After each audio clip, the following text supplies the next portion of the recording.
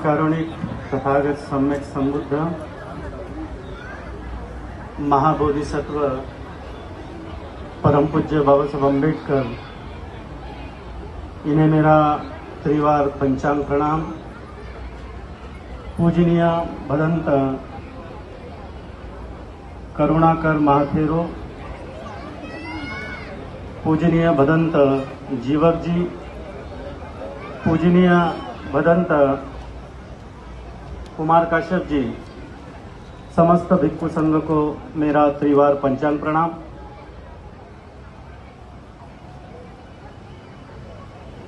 मुझे कान में आकर सूचना मिली है कि भंते जी थोड़ा सा आप टाइम एडजस्ट करना। तो मैंने बोला कितना टाइम एडजस्ट करूं?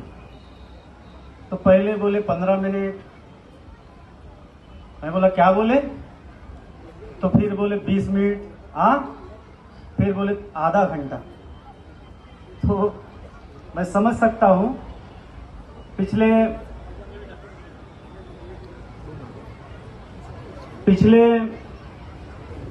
21 तारीख से बालाघाट में ध्यान साधना श्रामणेर सद्धम्म प्रशिक्षण शिविर कम से कम 30 युवकों को, जिसकी उम्र 16 साल से लेकर 35 साल की उम्र तक जो युवा थे, इन युवाओं को का हमने श्रामणेर सद्धम्म प्रशिक्षण शिविर लिया। उसके पश्चात 29 तारीख से महासमाधि भूमि महाविहार सिंधपुरी पौनी श्रद्धेय पूज्य भदंत संघरत्न मानकी जी, इनके माध्यम से, इनके मार्गदर्शन में 4 तारीख तक, कल तक मैं वही था और वहां पर भी आज शिविर का समापन हुआ। और आज सुबह बालाघाट में जो कार्यक्रम था बुद्ध पूर्णिमा का, इस कार्यक्रम को करके प्रज्ञागिरी आए। प्रज्ञागिरी में भी आज बुद्ध पूर्णिमा का कार्यक्रम सेलिब्रेट किया। और उसके पश्चात बालेश्वर जी चौरे, इनका बार बार फोन भी आ रहा था, भंते जी कहाँ तक हो? मैं बोला मैं पक्का आ रहा हूँ। किसी को यदि वचन दिया है तो जो बोला है वो तो करना ही है, नहीं तो वचन देना ही नहीं है। अपना एक स्वभाव है और जो शील के आधार पर भी होता है। अगर बोला है तो अपन आते जरूर है, नहीं तो बोलते हैं कि भैया हम आते ही नहीं, जम ही नहीं सकता। और इस बुद्ध पूर्णिमा के अवसर पर आप सभी लोगों को हार्दिक हार्दिक बधाई, अभिनंदन।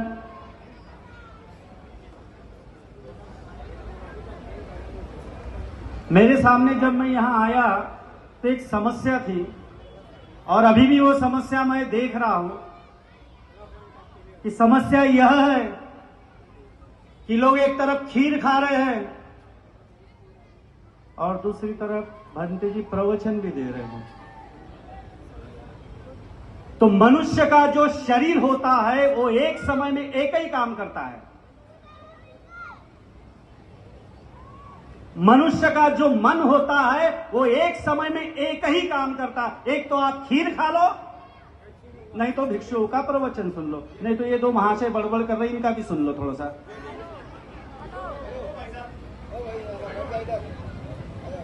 विनय के आधार पर आप कहते हैं कि भिक्षुओं ने विनय का पालन करना चाहिए, शीलों का पालन करना चाहिए, और भिक्षु विनय और शील का पालन करने को तैयार है। लेकिन आपकी क्या तैयारी है?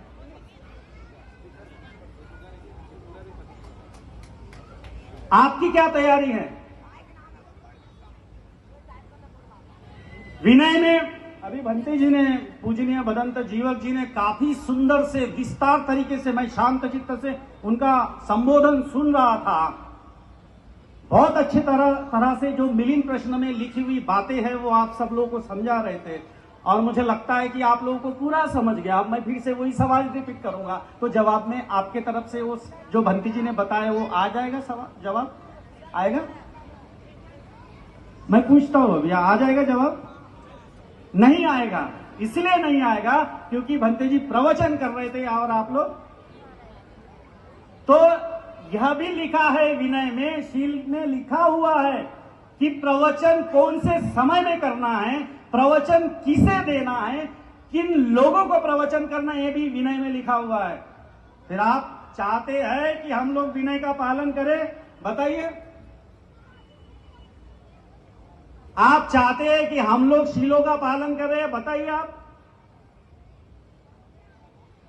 कि आप चाहते हैं कि हम लोग बस ये तो बनते हैं, इनको बुला लो, ऐसा ये प्रवचन दे देंगे, हमारा टाइम पास हो जाएगा, बुद्ध पूर्णिमा का कार्यक्रम हो गया, बहुत बढ़िया, बहुत भीड़ आ गई, कचाकच भर के भीड़ थी और हमने बहुत बढ़िया कैंडल रैली निकाले, बहुत बढ़िया हो गया। दूसरे दिन अपने घर में गए और फिर बोले कल का कार्यक्रम बहुत अच्छा था, और चलो ना वो वहां से थोड़ा सा आ जाते मंदिर से थोड़ा सा।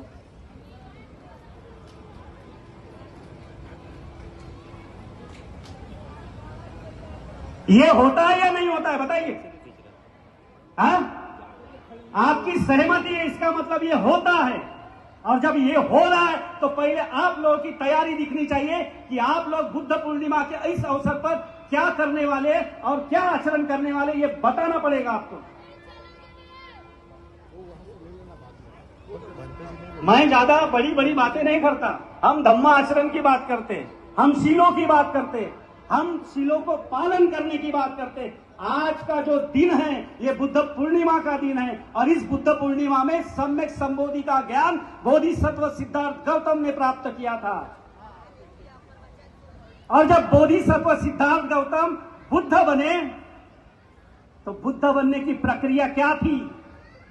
बुद्ध ने कभी नहीं बोला, बाबा साहब ने बुद्ध और उनके धम्म ग्रंथ में लिखा है, बुद्ध ने कभी नहीं बोला कि तुम मेरे जैसे बन नहीं सकते। बुद्ध ने बोला तुम भी बुद्ध बन सकते हो, तुम्हें भी बोधि ज्ञान प्राप्त हो सकता है, आपके अंदर में बुद्ध बनने का अंकुर है, आप लोग बुद्ध बन सकते हैं।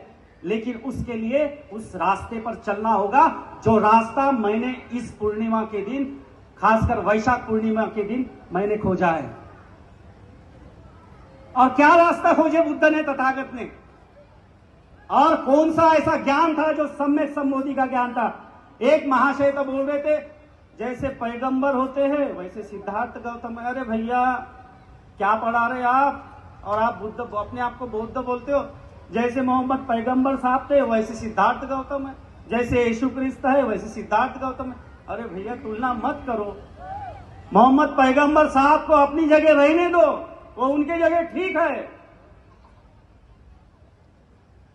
यीशु क्रिस्त को अपने जगह रहने दो, वो उनके जगह ठीक है, उनकी कम्युनिटी, उनका समाज वो देखते बैठेगा। तुम बौद्ध लोग हो, तुम्हें इतना तो पता होना चाहिए कि सिद्धार्थ गौतम पहले बोधिसत्व थे और उन्होंने बोधिचर्या अपनी पूर्ण की और बोधिचर्या पूर्ण करने के पश्चात सम्यक संबोधि का ज्ञान उनको अर्जित हुआ। पटिच्च समुत्पात उन्हें अनुभव हुआ। ये पटिच्च समुत्पात क्या है? तो ये पटिच्च समुत्पात प्रतित्य समुत्पात है कि कोई भी घटना घटती है उसके पीछे कारण होता है, बिना कारण से कोई घटना घटती नहीं है। कोई भी घटना घट रही है एकदम से नहीं घटती, उसके पीछे लंबा कारण होता है। दिखता है कि कोई घटना घट रही है, दिखता है कि एक्सीडेंट हो रहा है, एक्सीडेंट करने वाले के दिमाग में पहले से ही हो रहा है, डर है, भय है, अहंकार है, घृणा है, ईर्ष्या है, तब जाके वो एक्सीडेंट हो रहा है। एक्सीडेंट ऐसा ही नहीं हो रहा है। भिक्षु त्याग से बनता है, भिक्षु शील से बनता है, भिक्षु सदाचार से बनता है, भिक्षु पवित्रता और निर्मलता से बनता है। हमने बोले कोई बात नहीं, करो अन्याय अत्याचार, आपका कर्म है अन्याय अत्याचार करने का, लेकिन हमारा धर्म है मैत्री करने का, हमारा धर्म है प्रेम फैलाने का, भाईचारा बंधुत्व फैलाने का, समता फैलाने का हमारा कर्म है। और हम कर्म करते रहेंगे, कोई यहां पर हमें रोक नहीं सकता, कोई रोक नहीं सकता। मैं इसलिए अभी प्रज्ञागिरी जाके आया हूं, आ जाओ। हम किसी से डरते नहीं है। जो भंते का मतलब होता है, जो अपने भय का अंत करता है वही भंते होता है। तो मजाक नहीं है भिक्षु बनना, तलवार की धार पर चलना पड़ता है। और आप लोग बोलते हैं भिक्षु ने शीलों का पालन करना चाहिए, और आप लोग क्या कर रहे हैं? जब भिक्षुओं के ऊपर अन्याय अत्याचार होता तो आप लोग क्या करते? चुपचाप देखते, मेरा नाम पम्पलेट में कहाँ छपेगा, मेरी फोटो कहाँ है, मैं कितना महान आदमी हूं, मेरा पद कहाँ लिखा हुआ है ये पोस्टर में, वो आप लोग देखते हैं। क्या ये बुद्ध पूर्णिमा हो सकती है? बुद्ध का नाम बताओ, किसी पॉम्पलेट में छपा होगा तो। बुद्ध ने बुद्ध धम्म का प्रचार किया, 2600 वर्ष पहले बुद्ध की शिक्षाओं का प्रचार हुआ, एक भी पॉम्पलेट नहीं छपाया, एक भी पत्रक नहीं निकाला, फिर भी बुद्ध का धम्म 2600 वर्ष बाद आज भी साबित है और दुनिया में प्रचार हो रहा है। 206 देशों में बुद्ध का धम्म प्रचार हो रहा है और एक भी पॉम्पलेट नहीं छपा। कैसे? आप लोग पेपर की कटिंग छापते हो और भिक्षुओं को बेचते हो। देखो मैं कितना महान हूं भंते जी, मैं कितना श्रेष्ठ हूं। अरे है ना भैया, आप लोग श्रेष्ठ हो, हम आपको वंदन करते, अभिवादन करते। एक आदमी आया मेरे को बोलने लगा, भंते जी मैं 22 प्रतिज्ञा का पालन करता हूं। तो मैं बोला साधुवाद है आपको, आपका मंगल हो, आप ऐसे ही 22 प्रतिज्ञा का पालन करते रहे, लोगों को और भी प्रेरित करते रहे, आपको मेरे तरफ से मंगल कामना है। तो वो व्यक्ति बोलने लगा, कहने लगा, भंती जी इधर उधर की बात हुई, फिर बोले भंते जी मैं 22 प्रतिज्ञा का पालन करता हूं। अरे हाँ बाबा, मैंने हाथ जोड़ा उसको, हाँ बाबा 22 प्रतिज्ञा का पालन करते अच्छी बात है। तो बार बार वो यही बात दोहरा रहा था। तो मैंने बोला ठीक है, अब मुझे बताओ कि आप 22 प्रतिज्ञा का पालन करते, अदिन्न दाना वेरमणि सिक्का पदम समाधियामी क्या होता है? तो उन्होंने बोला कि भंते जी मैं चोरी करने से विरत रहता हूं। तो चोरी करने से विरत रहने का मतलब क्या करना बताओ? जो पालन करता है उसको अनुभव आता है। हिंसा नहीं करना तो क्या करना, चोरी नहीं करना तो क्या करना, व्यभिचार नहीं करना तो क्या करना, झूठ नहीं बोलना तो क्या बोलना, और नशापान नशीली वस्तु का सेवन नहीं करना तो क्या करना। भैया बताओ तो सही, आप तो 22 प्रतिज्ञा का पालन करते हो। कोई जवाब नहीं। इतना अहंकार मत बताओ। मेरा कहना यह है कि मैं सब लोगों से पहले हाथ जोड़ लेता हूं, अभिवादन कर लेता हूं। आपके भीतर में जो बुद्धत्व का अंकुर है, उस अंकुर को, उस बोधि ज्ञान आपके भीतर में उत्पन्न हो सकता है, उस ज्ञान को मैं वंदन करता हूं।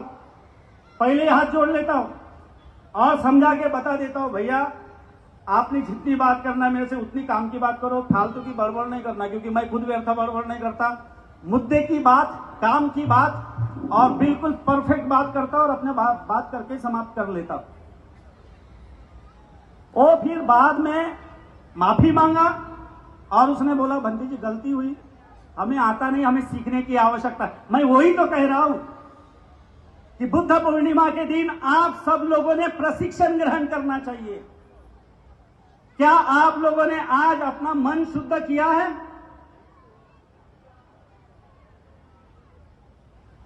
सिद्धार्थ गौतम ने बुद्ध पूर्णिमा के दिन वही काम किया। आप लोग बौद्ध हो कि नहीं हो? आप लोग बौद्ध है या नहीं है?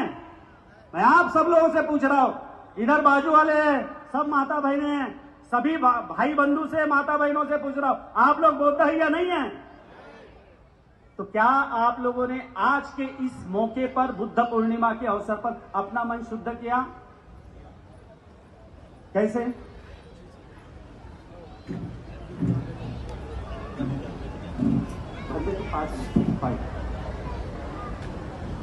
आए तो कुछ तो सिखाना पड़ेगा।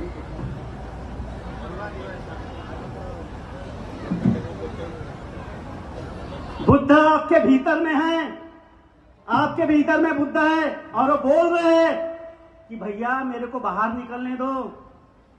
आज ही के दिन यानी वैशाख पूर्णिमा के दिन भगवान बुद्ध का महापरिनिर्वाण हुआ और महापरिनिर्वाण हुआ, आनंद रो रहे थे, आनंद बहुत रो रहे थे और तथागत ने बोला आनंद तुझे रोने की आवश्यकता नहीं है, तुझे रोने की जरूरत नहीं है, तू रो क्यों रहा है? तथागत बोले आप छोड़ के हमें जा रहे इसलिए रो रहे, और मैंने तो अभी कुछ सीखा भी नहीं और आप जितने जल्दी हमें छोड़कर कैसे जा सकते?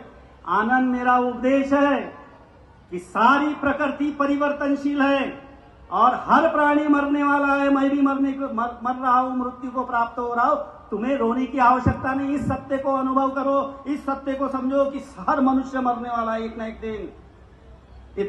इतना दुखी होने की आवश्यकता नहीं है। तथागत बोले मैं तो कुछ सीखा ही नहीं और मैं आपसे मैं फिर दोबारा कैसे मिल पाऊंगा? तो आनंद को तथागत ने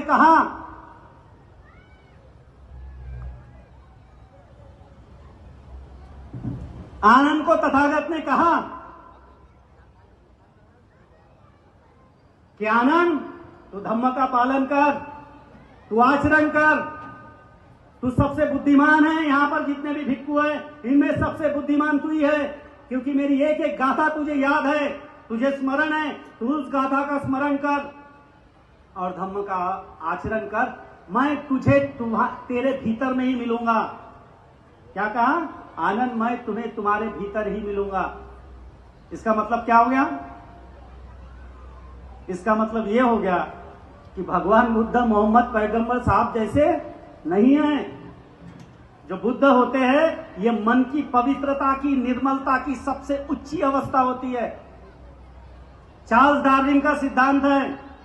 चार्ल्स डार्विन कहते हैं कि 10 लाख वर्ष पहले मनुष्य बंदर था, और जब 10 लाख वर्ष पहले मनुष्य बंदर था तो 10 लाख वर्ष बाद उस बंदर का विकास होकर जो बंदर था, जो जानवर था, वो मनुष्य बना। ये बंदर से तो मनुष्य तक का जो सफर है ये विकास की प्रक्रिया का सफर है। शरीर पूर्णतया विकास हो चुका है। अब किस चीज का विकास होना बाकी है? किस चीज का विकास होना बाकी है?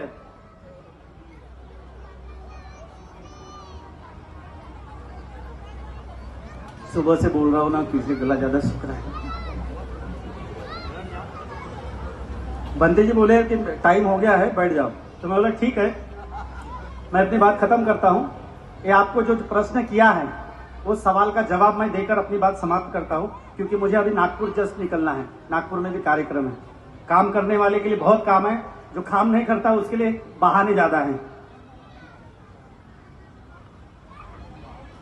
तो आप लोगों ने यहां पर सामने जो बैठे, कुछ लोग पीछे भी है, उन लोगों ने जवाब दिया कि शरीर का तो पूर्णतया विकास हो चुका है, अब बुद्धि का विकास होना बाकी है। किस चीज का? बुद्धि का विकास। और जिस मनुष्य ने अपने बुद्धि का 100% विकास कर लिया उसे बुद्ध कहते हैं। और फिर इस आधार पर क्या बाबा साहब बुद्ध नहीं है? फिर कैसे बोलते कि बाबा साहब बुद्ध नहीं? मैं प्रमाणित कर दे सकता हूं, बुद्ध के भीतर 9 गुण होते हैं। बुद्ध को, जैसे शक्कर को कैसे पहचानेंगे आप लोग? शक्कर को कैसे पहचानेंगे? नीम को कैसे पहचानेंगे? यूरिया को कैसे पहचानेंगे? नमक को कैसे पहचानेंगे? उसके गुणों से ना। ठीक वैसे ही जो बुद्ध पुरुष होते हैं उसके गुणों को गुणों से पहचाना जाता है। और बुद्ध के जो 9 गुण हैं वो 9 गुण बाबा साहब में पाए जाते हैं, इसलिए बाबा साहब बुद्ध पुरुष है। इसलिए आप लोगों ने इस बुद्ध पूर्णिमा को मनाना चाहिए। सामान्य बात नहीं है। पढ़ना पड़ता, अध्ययन करना पड़ता, अनुभव करना पड़ता, आचरण करना पड़ता कि मेरे जीवन में बुद्ध ने बोला है, मेरे गुरु ने मुझे बहुत बार बार एक ही चीज की ट्रेनिंग दी है कि बोले तू भिक्खु का क्यों बना है।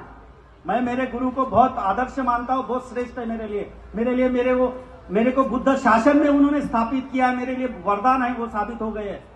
क्योंकि जो मार्ग मुझे मिला है, जो अनुभूति उत्पन्न होती है, हर एक दिन मैं रोज एक सीखता हूं, हर एक नई बात सीखता हूं। मैं कोई भिक्खु बनकर, आप लोग मुझे धम्म गुरु बोल रहे, आप लोगों को साधुवाद है, लेकिन मैं गुरु नहीं हूं। मैं विद्यार्थी हूं। भिक्षु बनकर मुझे 20 साल हो गए, लेकिन मैं स्टूडेंट हूं। हर दिन मैं सीखते रहता हूं, रोज नई नई बातें जो है अनुभूति होती है वो अनुभव सीखते रहता हूं। और उस अनुभव के आधार पर मैं बोल रहा हूं कि बुद्ध बनने के 9 गुण होते हैं और वो 9 गुणों को हर मनुष्य प्राप्त कर सकता है। बाबा साहब ने खुद बुद्ध और उनके धम्म ग्रंथ में ये बात लिखी है। इसलिए इस बात को आपको समझना होगा कि अभी जो है उपोषण धारण करना चाहिए सभी लोगों ने। मैंने पूछा था कि आप लोगों का मन कैसे शुद्ध आप लोगों ने किया, उसका जवाब नहीं आया। तो मन शुद्ध होता है उपोषण धारण करने से। कैसे होता है? उपास नहीं, उपास नहीं, ये उपास जो शब्द है ये उपोषण से आया हुआ है। उपोषण धारण करना है, अधिष्ठान धारण करना है। शीलों को पालन करने का जो अधिष्ठान होता है, इस अधिष्ठान को धारण करना है, तब वो उपोषण होता है। और उपोषण धारण करके सफेद वस्त्र पहनकर बुद्ध विहार में जाकर जीवक भंते जी रहते हैं और भी भंते जी रहते। ये जो भंते जी है ये भिक्षु संघ होता है, तो ये इनके शरण में जाकर यानी इनसे शीलों को ग्रहण करके आत्मसात आप उपोषण को ग्रहण कर सकते हैं।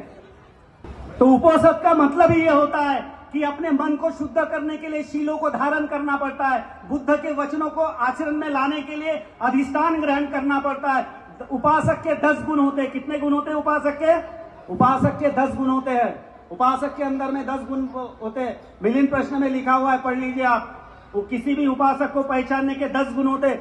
और आप लोग सफेद वस्त्र में ज्यादा दिख रहे हैं। मुझे लगता है कि आप सुबह बुद्ध विहार गए थे। आप लोगों को बहुत बहुत साधुवाद है। आपने अपने मन को शुद्ध करने के लिए प्रयत्न किया। बहुत बहुत साधुवाद आपका, बहुत बहुत साधुवाद है कि आप लोग सभी लोग बुद्ध विहार गए और वंदना किए, शीलों को पालन करने की शपथ ग्रहण किए।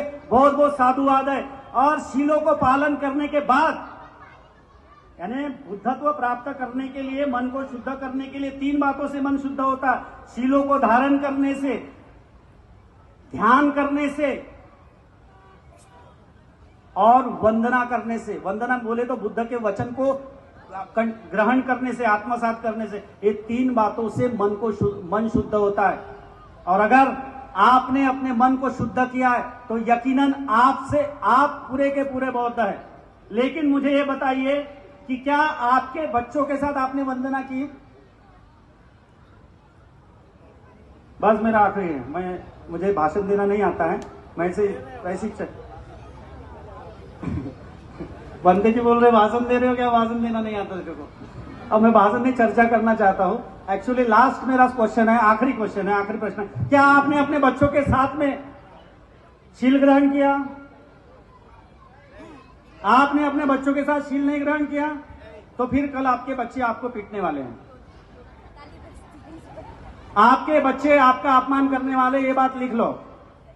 क्योंकि अगर बच्चों को आपने धम्म के संस्कार नहीं दिए तो बच्चा घर से बाहर भगा देगा आपको और बोलेगा तुमने कोई ऐसा नहीं किया पैदा करके। ये सेंटेंस बोलते हैं अक्सर। आज की पीढ़ी तो यही बोलती है कि कोई ऐसा नहीं किया हमको जन्म देकर।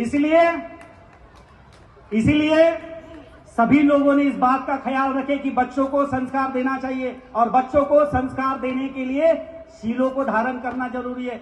आप अपने बच्चों को शीलवान बनाना चाहते या नहीं बनाना चाहते? जब आप अपने बच्चों को शीलवान बनाना चाहते तो सबसे पहले आपको शीलवान बनना पड़ेगा। और जब आप शीलवान बनेंगे तभी आपके बच्चे शीलवान बन सकते। वो नहीं बन सकते। फिर आप छुप छुप के शराब पियोगे और बोलोगे कि आपका बच्चा शीलवान बने। आप जैसे छुप छुप के शराब पीते हो पुरुष वर्ग, वैसे आपके बच्चे भी आपको छुप छुप के तंबाकू और गुटखा और क्या बोलते सिगारेट और बीड़ी वगैरह खींचते होंगे, आपको पता भी नहीं है। इसलिए मैं आचरण की बात कर रहा हूं। बाकी सामाजिक दृष्टि से और क्या बोलते भंते जी है भी वो जबरदस्त है। तो इसलिए एक जैसी बात नहीं होनी चाहिए, अलग अलग होनी चाहिए।